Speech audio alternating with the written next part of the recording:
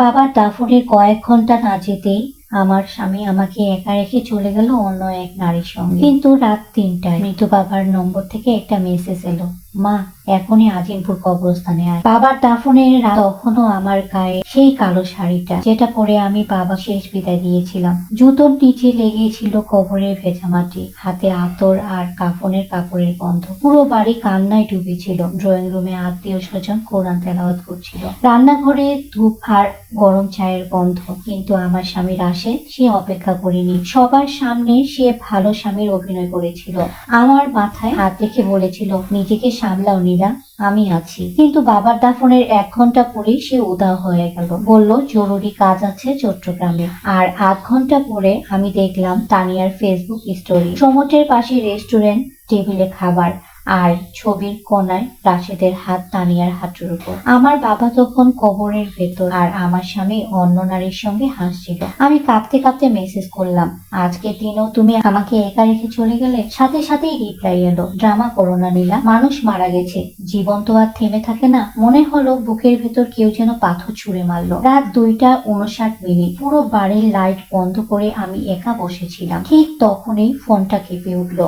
স্ক্রিনে লেখা আব্বু। আমার পুরো শরীর ঠান্ডা হয়ে গেল। বাবার ফোন তো বন্ধ করে আলমারিতে তুলে রাখা হয়েছিল। আপা হাতে মেসেজটা খুললাম, মা এখনই আজিমপুর কবরস্থানে আয়, কাউকে বলবি না, আর রাশেদকে কখনো বিশ্বাস করিস না। আমি ফোন করলাম ১বার ২বার ৩বার। তৃতীয়বার কল রিসিভ হলো, কিন্তু ওপাশে কোনো কথা নেই, শুধু ভারী নিঃশ্বাসের শব্দ। কেউ যেন অন্ধকারে শুয়ে আছে। ঢাকার রাস্তা তখন ফাঁকা। গাড়ি চালাতে চালাতে মনে হচ্ছিল কেউ আমার পেছনের সিটে বসে আছে। রাত ৩:৩০টার দিকে আমি পৌঁছালাম আজিমপুর কবরস্থানে। সামনের গেট বন্ধ, কিন্তু পিছনের গেটটা খোলা, ঠিক যেমনটা মেসেজে লেখা ছিল। ভেতরে ঢুকতেই ভেজা মাটি আর আতরের গন্ধ, চারপাশ নিস্তব্ধ। হঠাৎ আবার ফোনে মেসেজ, তোর মায়ের কবরের কাছে যা, পেছনে তাকাবি না। মায়ের কবরের কাছে পৌঁছে আমি জমে গেলাম। সেখানে দাঁড়িয়ে আছে রাশেদের গাড়ি, কিন্তু সে তো কক্সবাজারে থাকার কথা। আমি লুকিয়ে দেখলাম রাশেদ আর এক অচেনা লোক মাটি খুঁড়ছে। রাশেদ নিচু গলায় বলছে, নীলা আসার আগেই বক্সটা বের করতে হবে। আমার বুক কেঁপে উঠলো। কোন বক্স?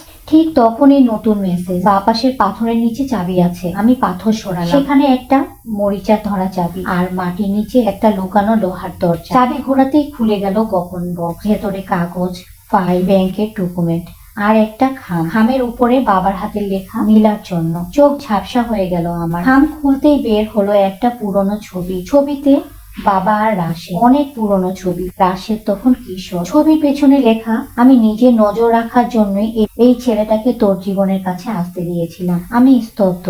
বাবা সব জানতেন? আমি দ্রুত ফাইল খুললাম। হঠাৎ একটা মেডিকেল রিপোর্ট চোখে পড়লো। প্রথম লাইন, দীর্ঘদিন ধরে ধীরে ধীরে বিষক্রিয়ার চিহ্ন পাওয়া গেছে। আমার হাত ঠান্ডা হয়ে গেল। তাহলে বাবা স্বাভাবিকভাবে মারা যায়নি? ঠিক তখনই পেছন থেকে ভেসে এলো একটা গলা, জানতাম তুমি এখানে আসবে নীলা। আমি ঘুরে দাঁড়ালাম। রাশেদ। সে ধীরে ধীরে আমার দিকে এগিয়ে এলো। তোমার বাবা অতিরিক্ত বেশি জানতেন। আমি চিৎকার করে উঠলাম, তুমি আমার বাবাকে মেরেছো? সে নিচু গলায় বলল, আমি তাকে মারতে চাইনি। তারপর সত্যিটা বলল, বহু বছর আগে আমার বাবা নাকি রাশিদের বাবার ব্যবসা ধ্বংস করেছিল।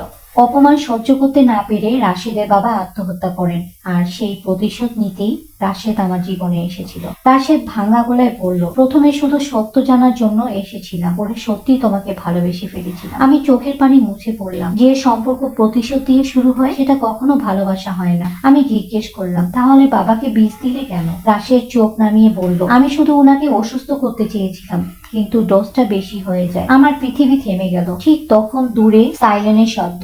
পুলিশ এসে পুরো কবরস্থান ঘিরে ফেললো। আমি কাঁদতে কাঁদতে বললাম, বাবার পুরনো আইনজীবী আঙ্কেলই আমাকে মেসেজ পাঠিয়েছিলেন। বাবা মারা যাওয়ার আগে সব বলে গিয়েছিলেন। রাশেদ আর পালানোর চেষ্টা করলো না। পুলিশ যখন তার হাত করা পড়া ছিল, সে শেষবার আমার দিকে তাকিয়ে বলল, আমি সত্যি তোমাকে ভালোবেসেছিলাম নীলা, কিন্তু আমি কোনো উত্তর দিইনি। ফজরের আজান ভেসে উঠলো চারিদিকে। আমি বাবার কবরের সামনে দাঁড়িয়ে ফিসফিস করে বললাম, তুমি ভুল করেছিলে আব্বু, কিন্তু শেষ পর্যন্ত আমায় বাঁচিয়ে গেছো। আকাশে তখন ভোরের আলো ফুটছিল, আর বহু বছরের লুকিয়ে থাকা সত্য অবশেষে কবরের অন্ধকার ভেদ করে বাইরে চলে এসেছিল। কিছু ভালোবাসা থাকে যেগুলো বিশ্বাসঘাতকতার ভেতর জন্ম নেয়, আর সেগুলো শেষ হয় শুধু ধ্বংসই দিয়ে। আজকের গল্প, বাবার কবর থেকে আসা মেসেজ। শেষ পর্যন্ত আপনাদের কাছে গল্পটা কেমন লাগলো অবশ্যই কমেন্টে জানিয়ে যাবেন। ধন্যবাদ।